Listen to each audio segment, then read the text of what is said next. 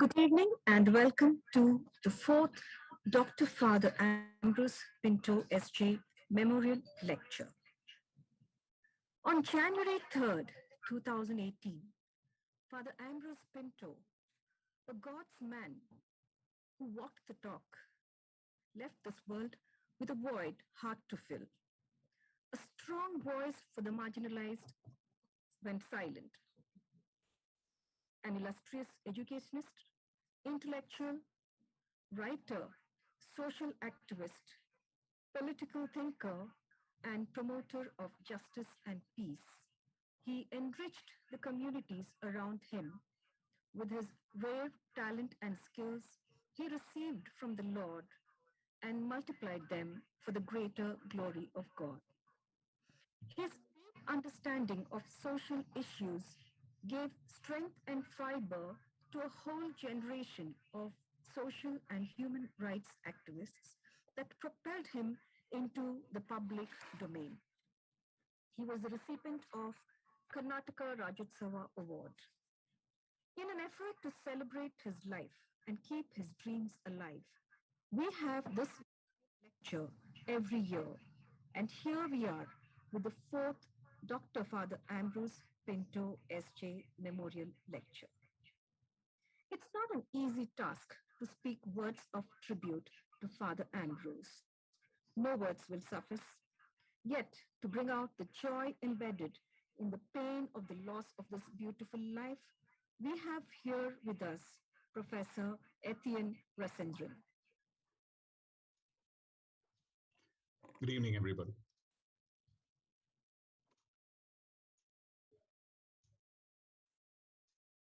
May I begin? May I begin? Yes, sir. Yes, sir. Good evening, one and all gathered here. Father Rector, Father Principal, our esteemed speaker for the day, Ms. Shabnam Mashmi, visitors to the institution, sisters, fathers, students of our colleges and other institutions, ladies and gentlemen. It is indeed a special privilege to share a few thoughts as tribute about an extraordinary individual and Jesuit, Father Ambrose Pinto SJ, who has been a friend, a colleague, and a mentor to me in his time. My fondest affection and my deepest respect for him will always remain. But if one were to speak a few thoughts about Father Ambrose, one must choose specially to remember in a world that is often forgetting what has happened in the past. We must choose to remember a legacy of commitment, of activism, of public intellectual life, and all for the cause of justice and equality. It is this memory that we celebrate today, rather than just mourn a passing away. It is a memory of a man who dared to speak unequivocally against every form of injustice, every aspect of communalism, every choice that he would one day make for the poor, the marginalized, the underprivileged, the Dalits, the excluded, and the minorities. In Father Ambrose, we have an immense history and value for change making. And it is in this process that I would like to represent today in the brief outline of his career as principal, director, public activist, and great speaker. Father Ambrose began like every one of us. He had a degree in the in political theory and a PhD from the Mangalore University in political theory as well. But he went on to be principal of St. Joseph's College and worked alongside all of us in that particular position. He later became executive director of many of the other institutions that he was closely associated with, especially the Institute of Social, the Indian Institute of Indian Social Institute, Delhi, and worked along. It is here that, as his friend and his great, colleague would say, he had turned this particular place into a space for new democratic work that could be done for progressives, humanists, and nationalists to speak change into an already status quo world. He returned to evening college after that as principal once again, and then went on to become its executive director many years after he completed his stint with St. Joseph's College itself. Let me return to St. Joseph's College as a principal, because whenever one talks about him as a great administrator, as an extraordinary and prolific writer, and an extraordinary assertive intellectual. There is no doubt about that in whatever people say about him. But there's little more to him than just that. For father, he was every man. You would see him sometimes valuing students' assignments and papers in his office. He would be chatting around with young people on the field. He would call people to bounce off ideas that he had, and would constantly visit family and friends in a way that was very special to all of us. Some of this was somehow hidden in the great voices that he raised on behalf of the poor and the marginalized. But Father Ambrose represented a kind of true humanism while he was everyone, everywhere. The great quality that Father Ambrose had was that he was capable of doing the simple, ordinary things in an extraordinary way. He would be able to speak with common folk like in their own language. He would address them typically with great respect and humility. He was always truly and completely committed to each and every person in that given context. The second thing about Father Ambrose that is equally striking is that he did the great things, the big things, the grand gestures that called him out into the public, that stood him out in protest marches, that made him articulate at seminars and at many, many different places in the world. He did that simply. He did that as if it was a matter of course. It was not something that was extraordinary at all to him. These were the ordinary things, according to him, that needed to be done well and done appropriately. And therefore, if you look at whatever he contributed, he has for us 110 articles, so many edited works, 4 of them to be counted. 13 of them are works of anthologies, 4 full monographs. Many such accolades could come to him because the kind of writer, thinker, and articulator that he was. But that is not all that there is about Father Ambrose. There are 3 important images by which we need to live in our current state. One of them is as follows. Father Ambrose had the uncanny habit of constantly presenting himself as a true, full-fledged full-fledged Jesuit, a person committed to Magis and performing acts of Magis all the time. He was there constantly to shape men and women for others. He would be there as part of the common folk that would need his attention. As once again, Father Cedric Prakash in his obituary would say, he spoke unequivocally against everything that was unnecessarily powerful. He spoke for the excluded and the marginalized consistently on their behalf and dared to be able to do that. To a great extent, he represented what was prophetic in the long line of prophets that we know in Catholicism and perhaps in Christianity. He was the one who chose to be part of people because he wanted to embrace them, just the same way that probably the people of God needed to be embraced as the prophetic call was. While at the same time, we often think of the prophets of our religions as some of soothsayers, foretellers of doom, people who warned us only against what is negative. But we do not see anybody in the prophetic tradition as being social critics of their time, as reading the signs of the times ever so carefully, evaluating them, and then persuading their people to do good and to do justice all the time. Father Ambrose belonged in that tradition as a prophet that would persuade people to change in the future. The second interesting aspect about Father Ambrose that we need to record and perhaps acknowledge as something of an exemplar is the fact that he was deeply humane. One of the images that floated around after his passing away, his sad passing away and very quick passing away as well, was the fact that there was a young child that he was carrying and having a long-standing conversation with him. That was the kind of humaneness that Father Ambrose constantly had. He was, as I said, going out all the time to people, helping them in every way possible. There is that typically phenomenal story of how a young man was completely dissipated in his ways because of what he was struggling with, was changed completely by Father's visit to his house, by his dialogue with his family, and by the complete change of consciousness that that young boy had experienced.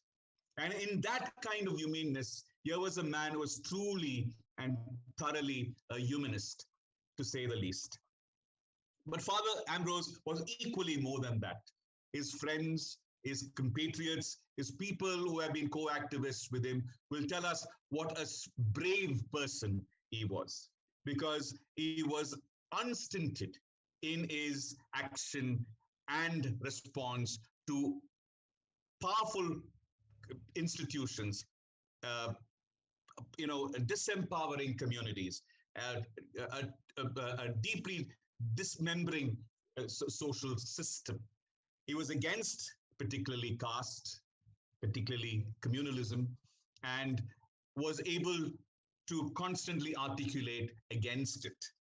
In one of his last pieces of writing, which he shared with us, he said this particularly about what education should be, because according to him, education, it was on the lines of Ambedkar, the one big device and vehicle of change in society. Education, to quote him, education is meant to sensitize, to humanize, to take humanity to higher levels of knowledge, awareness, freedom, and social responsibility. And yet students from oppressed communities continue to be victims of discrimination, humility, mistreatment, and human rights violations. That, in some sense, was Father Ambrose describing the signs of the time for us. And he dared later, to quote him once again, the objective, therefore, is to contribute to that increasing consciousness of struggle against oppressive forces that have become more visible today, and struggle towards a society of equality and community. That is, in many ways, that of a man who would dare to speak truth to power. For a man who dared to speak truth to power. For a humanist who loved his people. And for a prophet that articulated the changes of the world, my deepest, fondest appreciation and respect. It is indeed a privilege and an honor to know and to wait for Miss Shabnam Mashmi, who is a great friend of Father Ambrose, who had worked with him quite closely in all the human rights and other rights activities that they were part of. And we wait to see that this legacy be turned into what it should be through the words of Miss Hashmi. Thank you very much.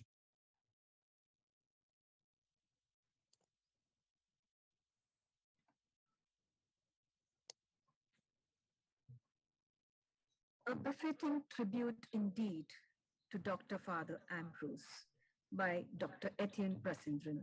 Thank you very much, sir. For the fourth Dr. Father Ambrose Memorial Lecture, We have with us a social activist and human rights campaigner, Ms. Shabnam Mashmi. I invite Professor Kiran Jeevan, our PRO, to introduce the speaker to us.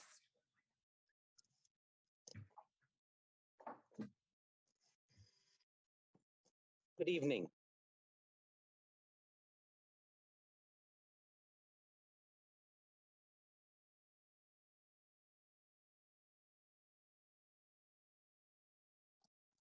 Good evening.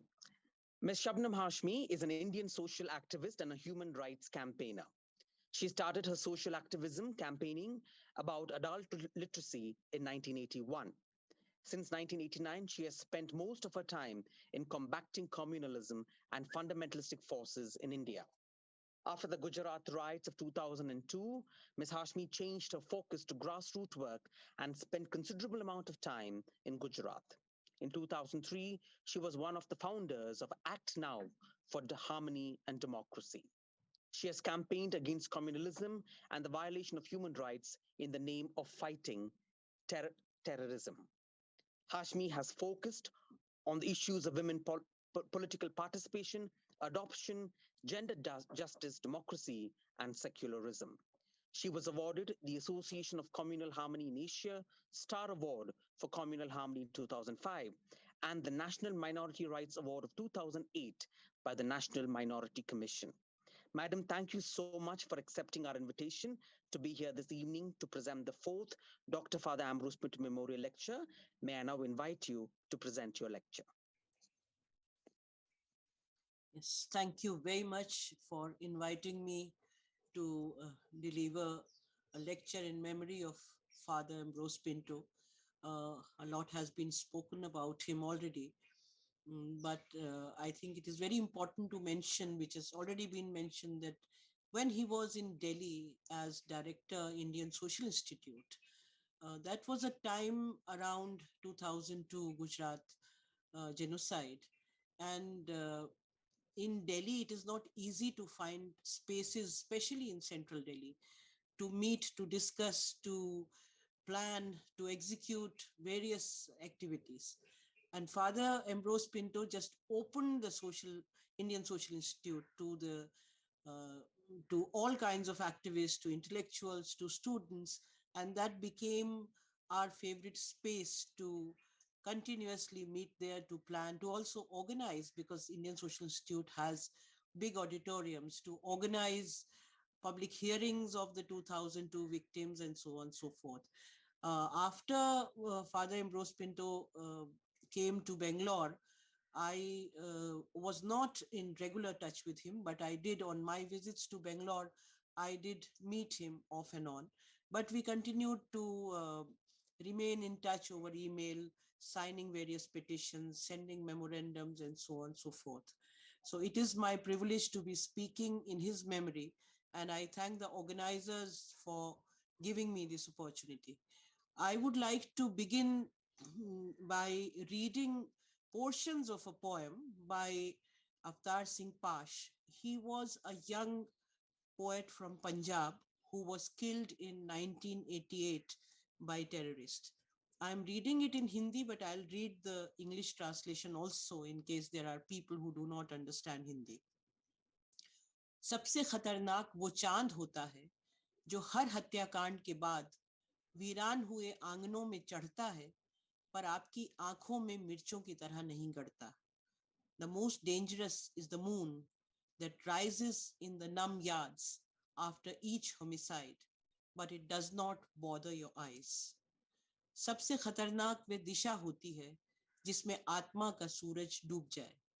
The most dangerous is the direction where the sun of soul sets.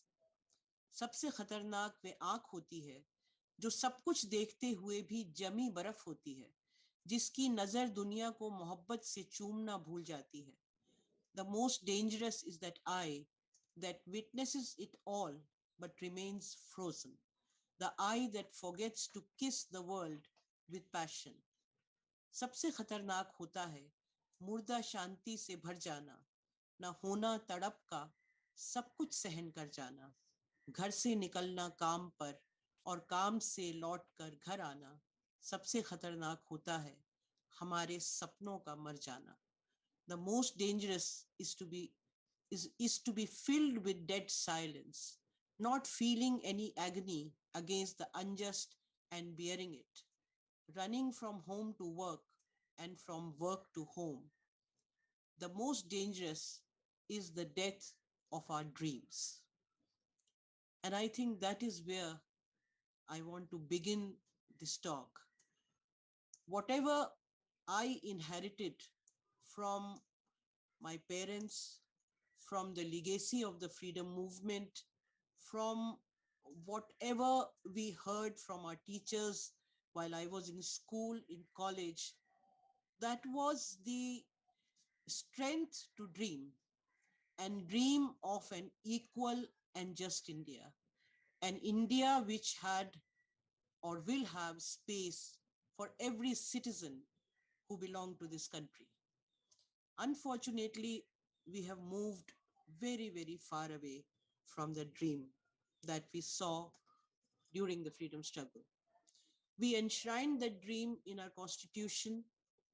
Our constitution very strongly speaks about it.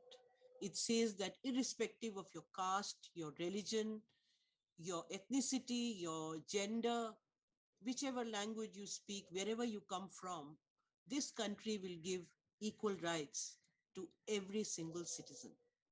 And we were brought up uh, looking at that dream, believing in that dream, and that dream seems to be dying in these days. We have moved very, very far away from the kind of country that we wanted to build, that our forefathers wanted to build, that those people who fought for the freedom of this country from the British Empire, whether it was Gandhi, Nehru, Maulana Azad, Bhagat Singh, and thousands of people whose names no one knows, who laid their life to free this country. Their dream was not only to gain freedom, but also to build equity, equality in the social sphere of this country. What we are witnessing last 7 years has not happened overnight. There is a history to it. It has been happening very gradually but consistently. And I think the most important turn of events happened in 1980s with the growth of the Ayodhya movement on one hand, and then in 90s, the beginning of the neoliberal economy and policies. And we see that these two streams fed on each other, one totally pauperizing the people of this country, making poor poorer, rich richer, and on the other hand, the Ayodhya movement, which started a spate of spreading hatred, bigotry, producing and creating others every single day, targeting various populations. It was initially started against Muslims, then Christians, then people belonging to Bihar, people belonging to different linguistic communities. And that hatred has seeped deep into our minds and hearts. What we have witnessed in the last 7 years, although I think everyone knows about it, we have been witnessing that, but it is important to look at some of the things which have happened in the last 7 years. Beginning from the attack on freedom of speech, anyone raising questions was immediately called an anti-national, as if dissent was unconstitutional in the under the new regime. And we have seen people being targeted from all sections of the society, whether they were social activists, whether they were journalists, uh, very well-known figures from Bollywood, and writers, poets, ordinary people. There has been an all-round attack on our freedom of expression, freedom of speech. The latest being Veer Das, the comedian who has been attacked on social media from all kinds of corner. The attack on our personal freedoms, what we want to eat, what we want to wear, whom we want to fall in love with, whom we want to marry, everything is being attacked. And to the level of that, government in UP started the Romeo squads for identifying young people who were sitting in a restaurant or sitting in a park and attacking them and asking them whether they belong to the same religion or same caste, and if not, then how dare they meet each other or talk to each other. We have seen our uh, mainstream media totally being uh, controlled by the corporates, by the government, totally being dictated on what needs to be said and what doesn't need to be said. And if we look at any channel, you will find that they just toe the same line. You will not even find any difference in their narratives, because they get what they have to say and they follow that. The order from the top has to be followed. And the other media, which is the alternate media, in we have which has developed over the last decade or so, whether it is the Wire or the Citizen or the News Click and many other, there are many other, in all languages the alternate media is there, which is bringing the reality from the ground to the people of India, which is constantly, fearlessly talking about what is happening in the country. All of them are facing either ED raids or income tax raids, or having to deal with multiple cases which are against them, which have been filed against them in the past few years. We have also seen that the judiciary has, to a great extent, bowed down to this regime. Not all, but a large section, especially in the courts which are at the lower level.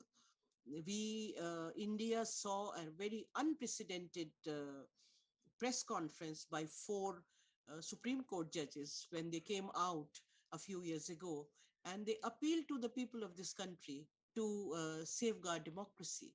And I don't think that, whether it'll happen ever again that Supreme Court judges will appeal to the people.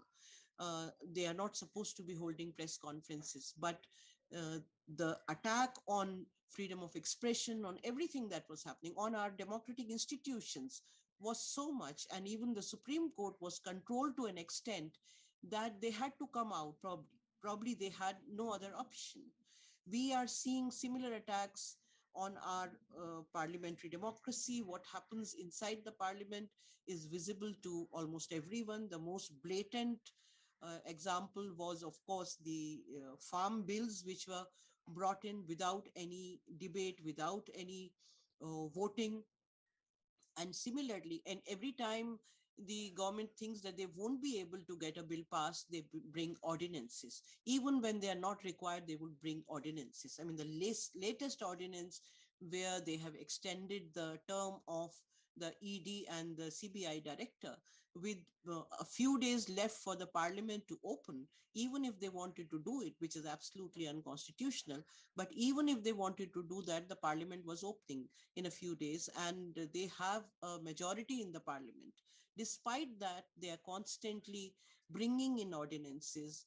There are hardly any bills which are being referred to the select committees now, which used to be a regular thing. I was listening to a political leader who was saying that after we attained freedom, and at that time the opposition leaders were very few in numbers, because uh, the Congress under Nehru had a majority, but the time given to the opposition was unlimited. Anything that they wanted to discuss, that they wanted to talk about, they wanted to criticize the government, they had the time to do that.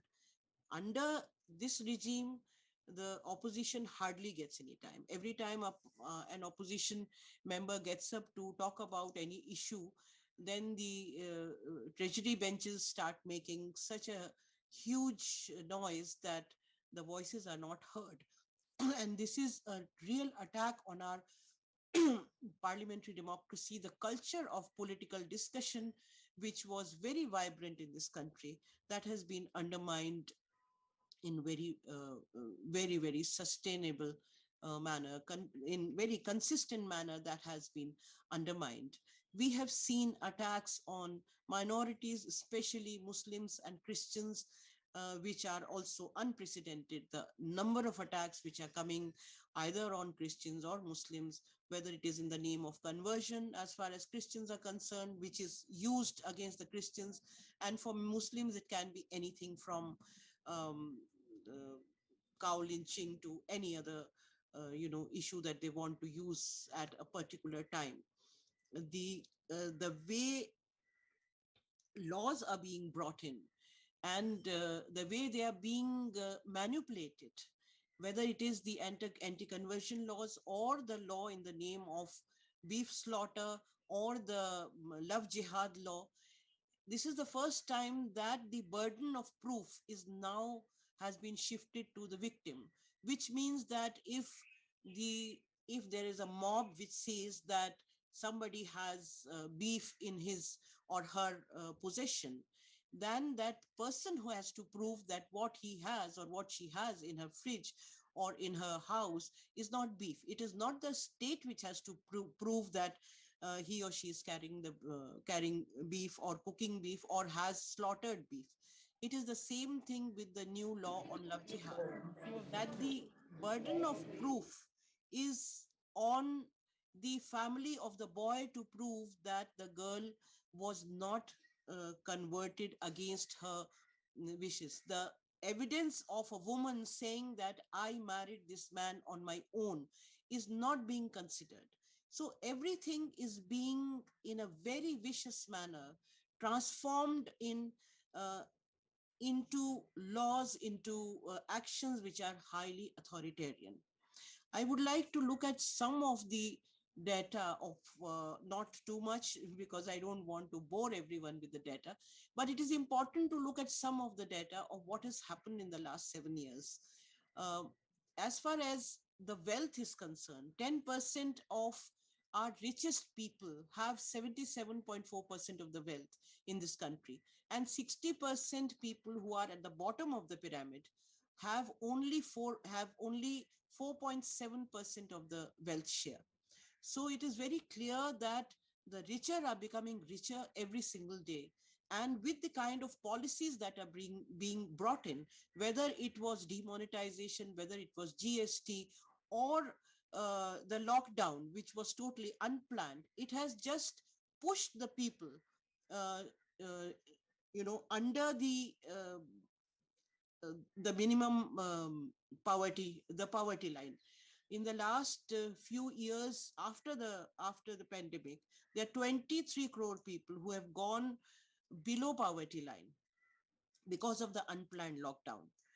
The unemployment in 2017-18 had touched 45-year high, and from 2014 to 2019 we lost 10 crore jobs. That is just one data, because I remember seeing the data after 2019, when almost every month lakhs of jobs were being lost. And especially, the it is not only the unorganized sector which is losing jobs, it is the white collar jobs which are also being lost because of the bad economic planning which is happening in this country. The growth rate, which was in 2017 around 8.3%, has had come down to 4.2 in 2020, and during the pandemic it went down to minus 24%. So which means that the unorganized sector has totally collapsed, and the organized sector has totally collapsed, and the whole economy has collapsed. And it doesn't look like that we can uh, you know make it better. There is no planning. The planning commission was anyway wounded up the moment this government came into existence. The first thing they attacked was, one of the first places which they attacked was the planning commission, apart from, of course, attacks on our universities and our all democratic institutions. uh, the crime against women, according to the National Commission of Women, has risen by 46% till August 2021. And this is not surprising, because the kind of politics which this fascist regime has brought in, there is no space for women. There is no respect for women.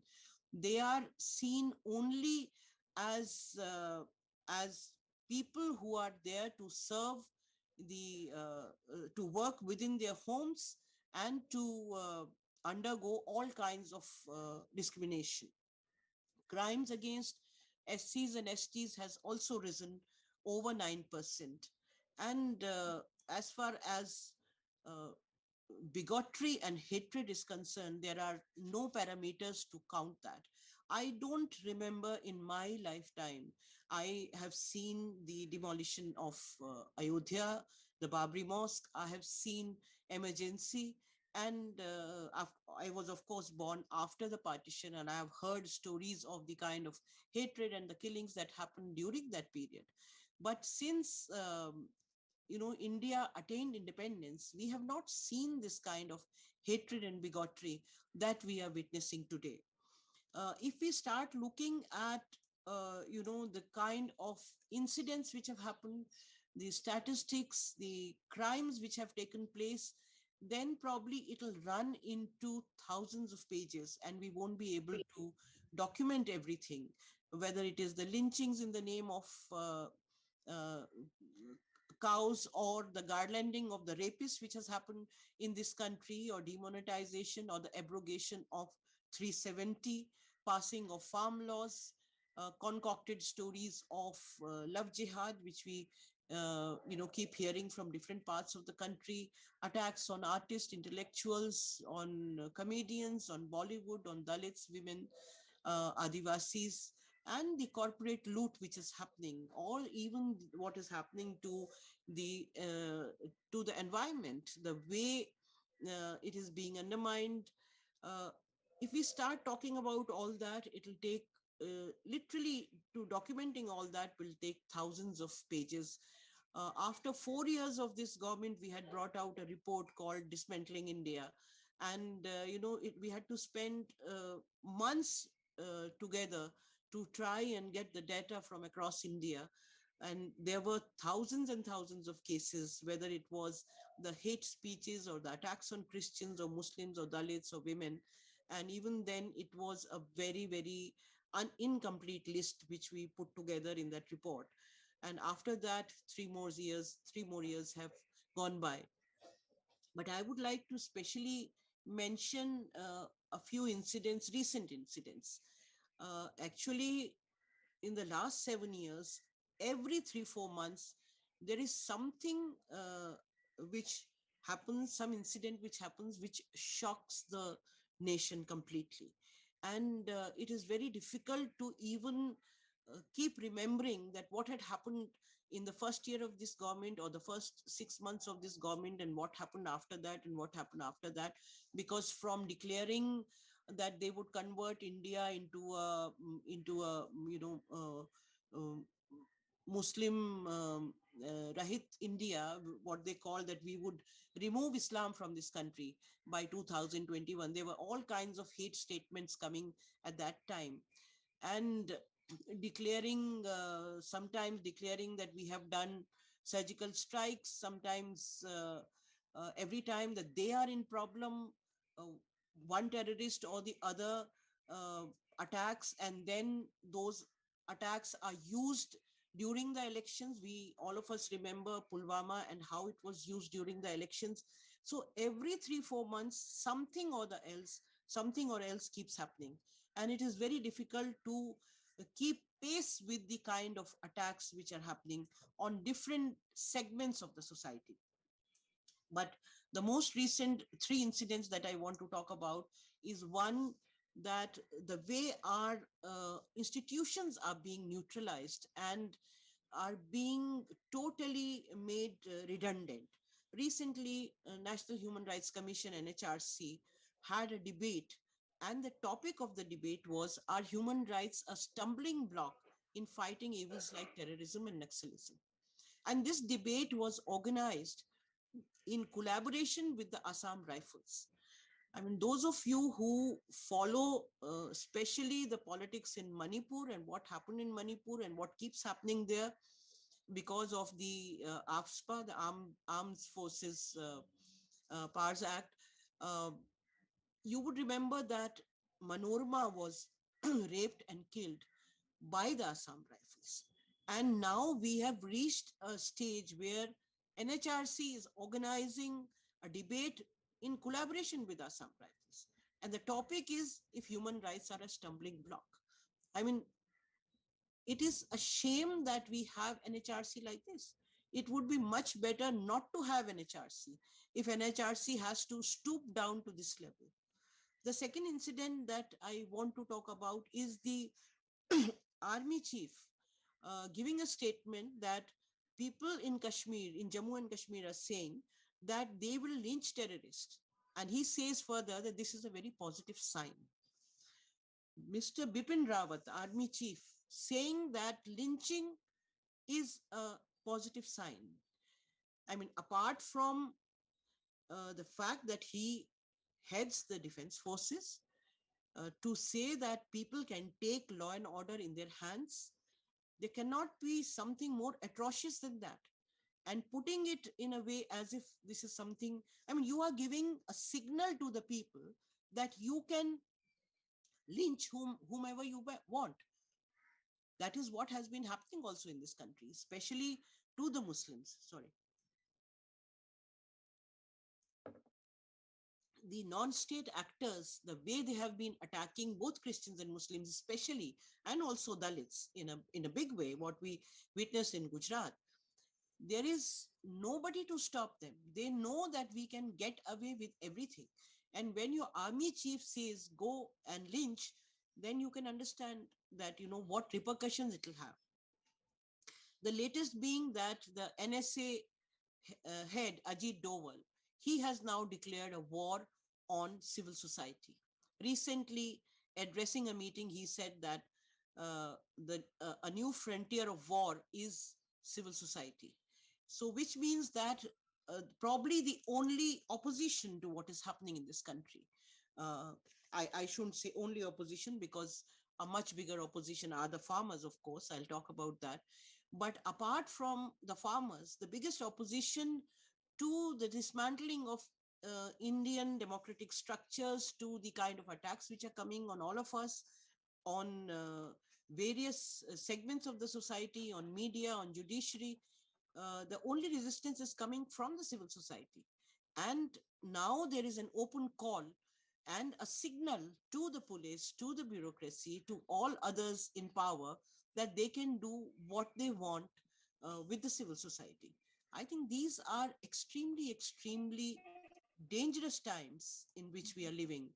And it is very important to very deeply think about it.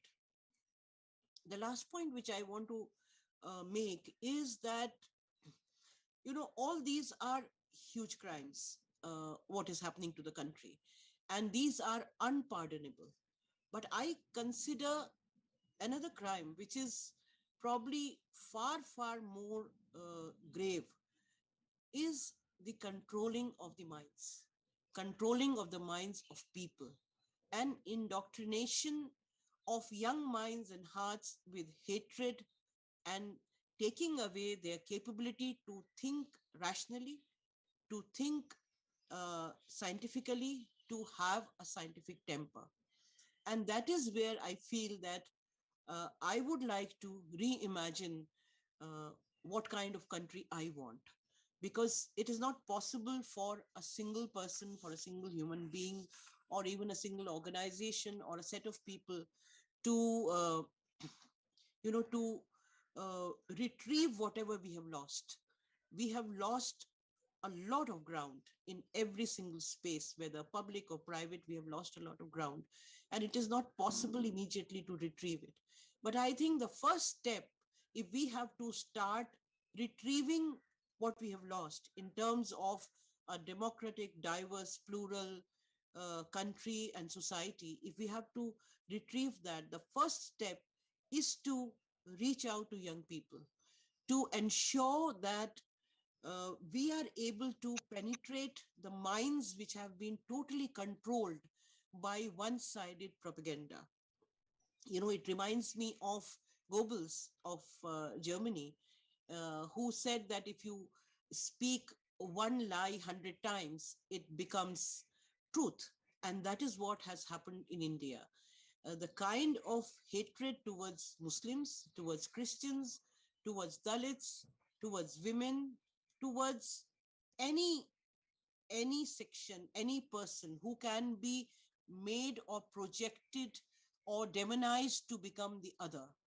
Uh, and the inability to rationalize that what is happening is there is a design behind it. That ability to rationalize has been lost.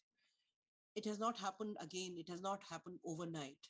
It has been an extremely systematic, consistent process of of poisoning people's minds. If I talk of the hatred towards Muslims, I remember that initially it began with that the Muslims are very dirty, they are illiterate. And that continued over a period of time. Once people started believing that, yes, Muslims are dirty and illiterate, then they move to the next step. They marry 4 times, they have too many wives, they have too many children. And soon the Muslim population is going to overtake the Hindu population and we would become a minority. Once people believed that, because it was the RSS machinery, the right wing machinery of RSS and their thousands of organizations, which include the Bajrang Dal, which include VHP, which include organizations which work in almost every section of the society. Their network works in a very systematic manner. The order which they get from the top, that uh, this is the idea that has to be sown in the minds of the people, that gets projected across India. So it was a slow process from one thing to another, and finally reaching the level whether they said that Muslims are terrorists and Muslims are anti-national. And today, I think the national consciousness of this country believes in all these things. Similarly, they began attacking the Christians.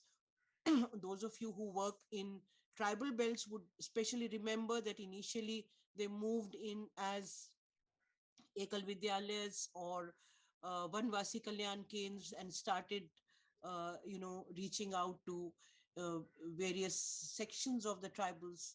Initially, they sent actually the so-called swamis in various tribal belts.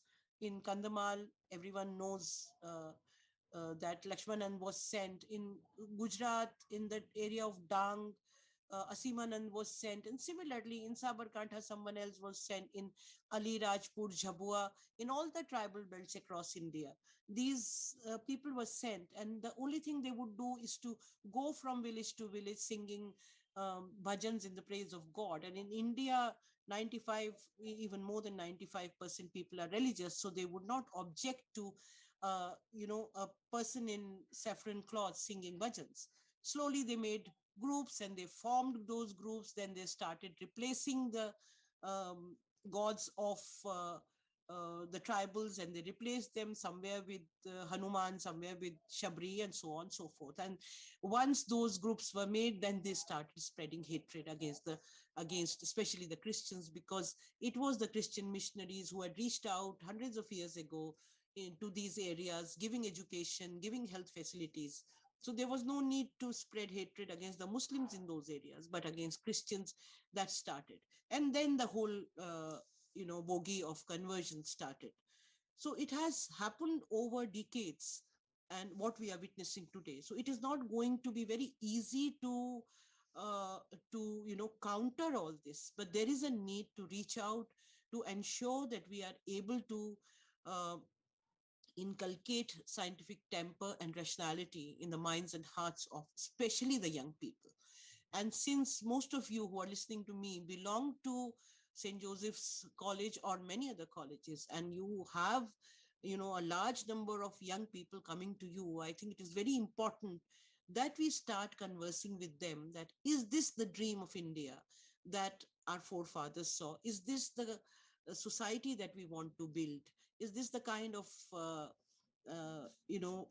atmosphere that we want to leave for the next generations? It is very important that we start reimagining this country. What kind of India we want? What kind of India is the India of my dreams?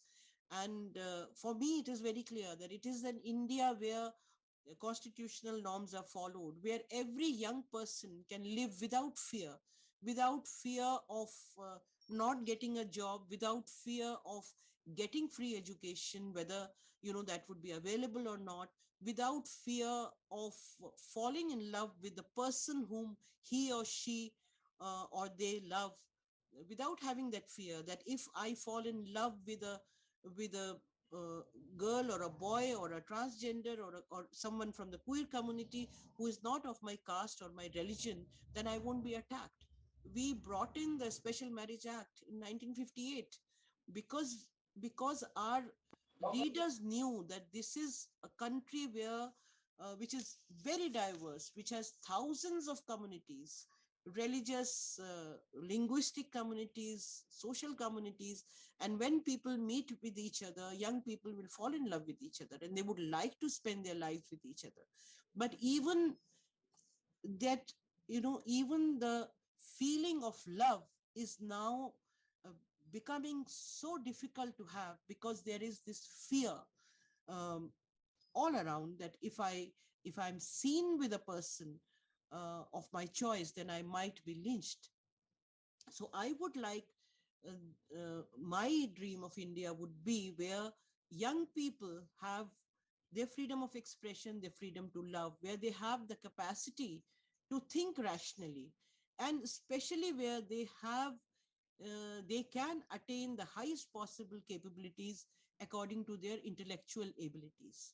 Because what this hate mongering has done, that it has taken away the ability from the people to even attain intellectually what they could have attained if they did not have so much of hatred within them, if they did not have the bigotry within them, if they could think rationally, if they could decide when they heard all kinds of when they imbibed all kind of information which has been thrown on them, if they could decipher what is wrong and what is right, if they had the capability of doing that, then things would have been very different. And I think the biggest challenge for all of us, if we want to dream of a new India, if we want to reimagine this country, then the biggest challenge is to first of all reach out to young people, to give them the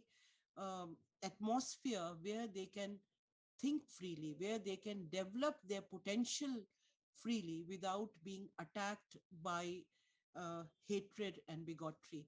I would finish here. I just want to do a small announcement in the end. That is that, we have brought out 50 lectures called Reimagining India, which are available on the India Inclusive YouTube channel. They are the best minds of this country talking about both what is wrong and what needs to be done. So I would appeal to all of you to use that material, to use it in your institutions, to watch those lectures and take it to the young people. And the second thing is that we have given a call, a national call, that everyone who wants to reimagine this country and think about the ways that it can be governed better, that it can be built into a better society, which is based on love and compassion and humanity, to participate on the Human Rights Day, on the International Human Rights Day, 10th of December, and record your own videos or make your posters or write poetry or sing a song or perform and upload it on your social media. Because if all of us start thinking about how to reimagine this country, then if nothing else, we would at least be able to disrupt the narrative which has been built that there is no alternative. There are many alternatives in this country. Uh, People like us cannot offer political alternatives, but at the level of ideas, at the level of humanity, at the level of love and communal harmony, we definitely have much better alternatives than what is being presented to us by the present regime. Thank you very much.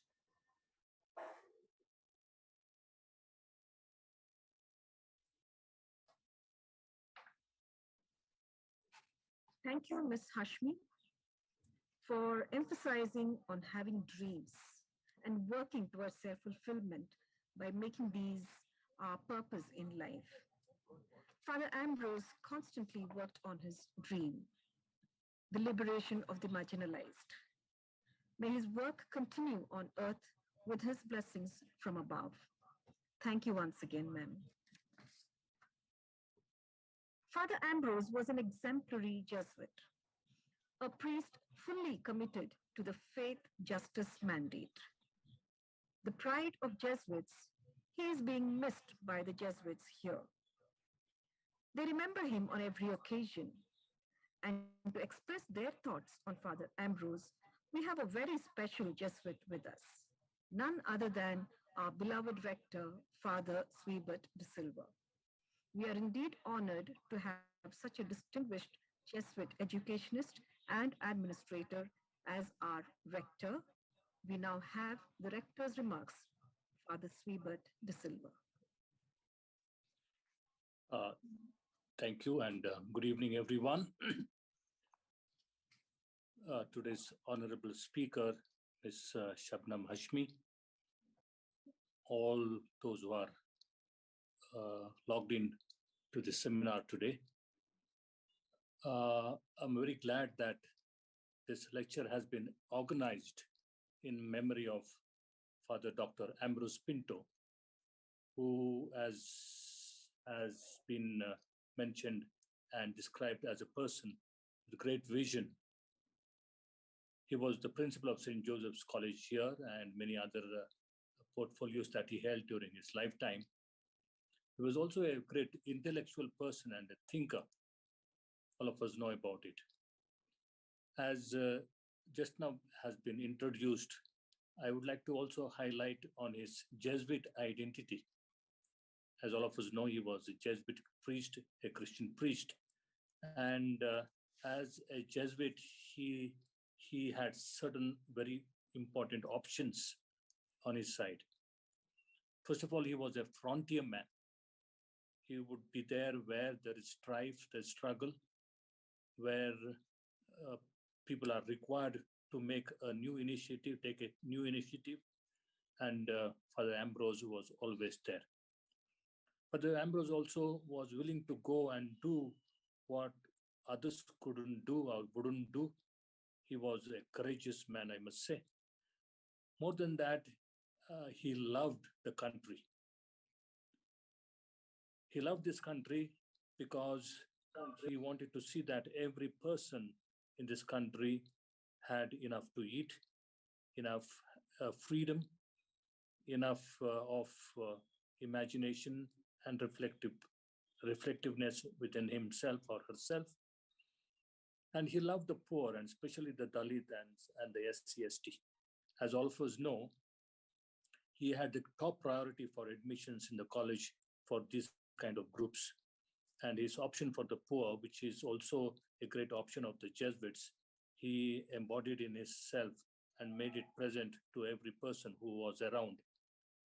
And therefore, he was not only a great administrator, not only a visionary, but I must say that he imbibed the qualities of a true Jesuit priest, as many would envisage it today.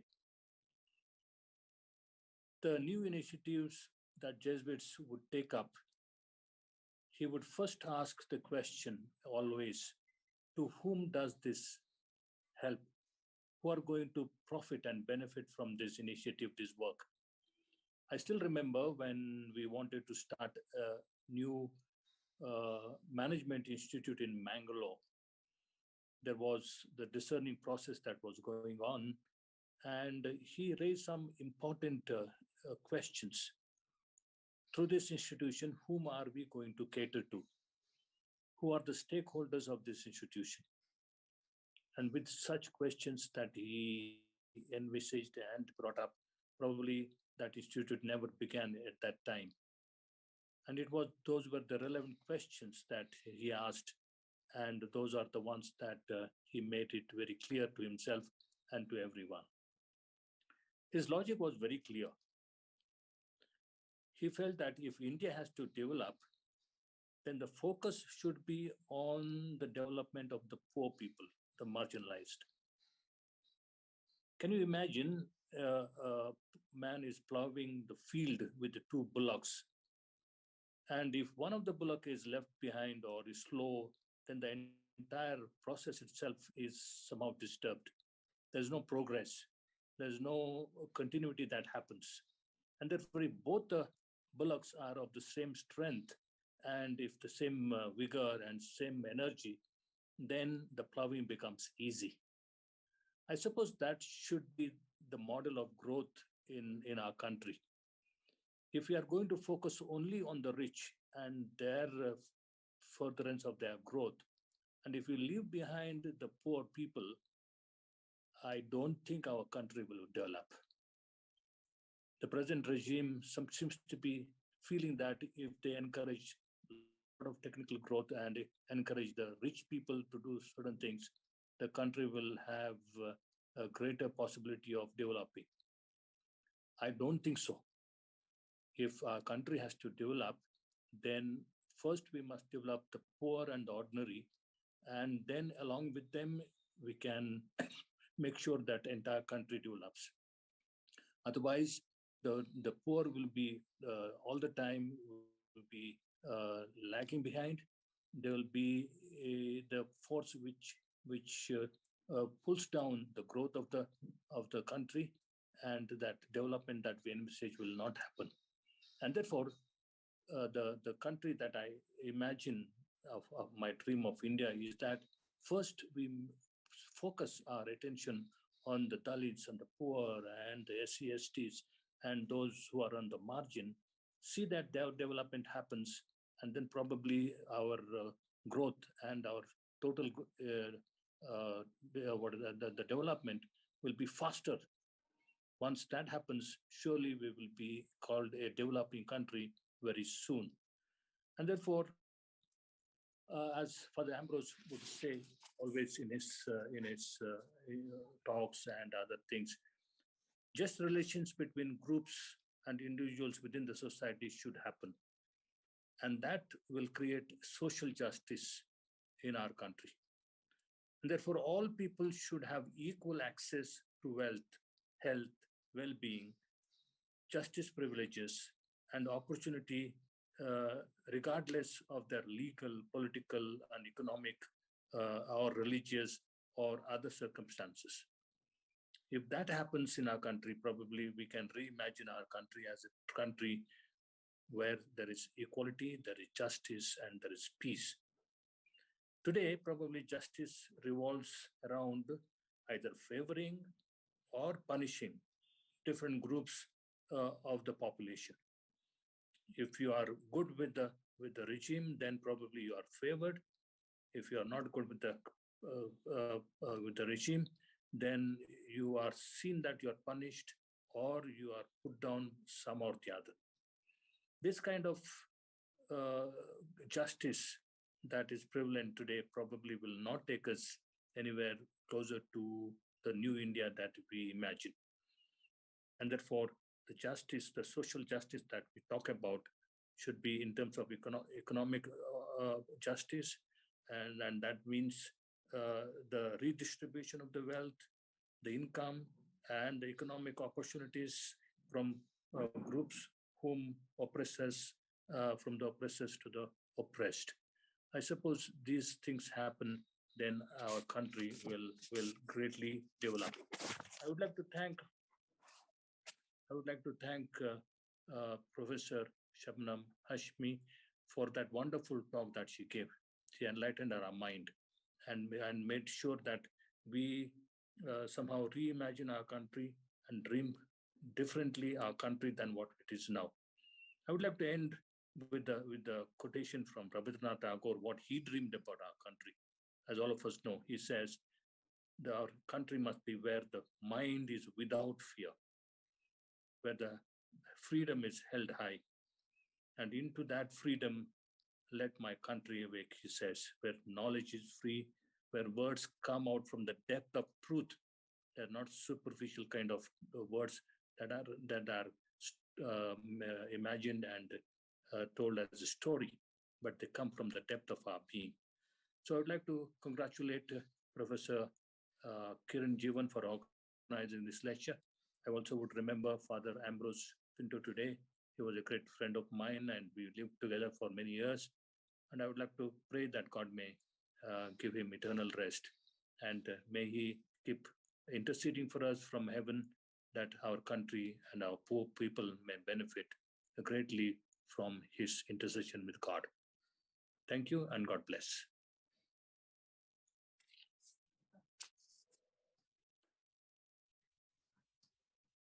Thank you, Father Sweebert de Silva, for highlighting the message to those of us left behind that we must carry on with the valuable legacy Father Ambrose has left us with.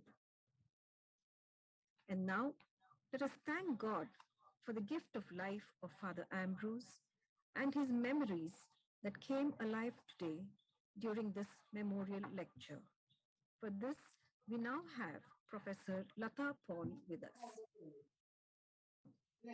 On behalf of the management and the PR office of St. Joseph's College, I extend a heartfelt vote of thanks to our chief guest and speaker for today, Ms. Shabnam Mashmi, who spent time gracing the occasion. Who better than a personality like her to do justice to the fourth Dr. Father Ambrose Pinto, SJ, Memorial Lecture? She, through her life and writings, has been fearless and a dreamer that a better world is possible and that every small step contributes to the larger struggle for equality. Today, we have the opportunity to hear your thoughts, and this is definitely encouraging to us.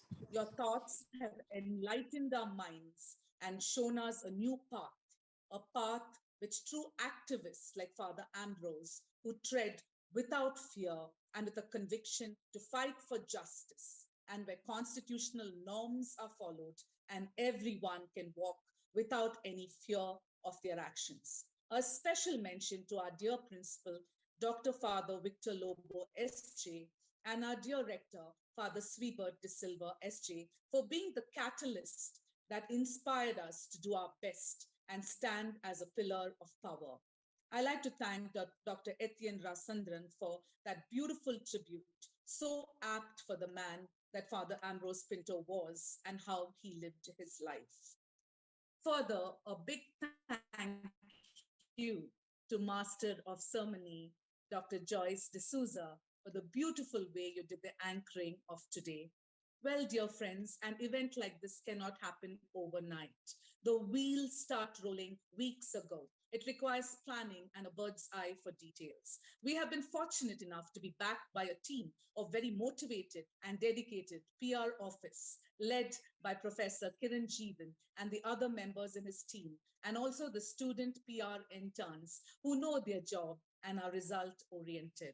My deep sense of thanks and appreciation goes to all the participants who attended this program with great enthusiasm and made today's event a great success. Let us continue to carry forward the legacy of Father Ambrose Pinto, who was an illustrious educationist, intellectual writer, social activist, and promoter of justice and peace. May he live on through our work and our lives of standing with the marginalized communities, fighting for their rights and dignity, and reimagining a new world where we let justice roll on like a river, righteousness like a never failing stream. Have a good evening, one and all, and have a good day too. Thank you.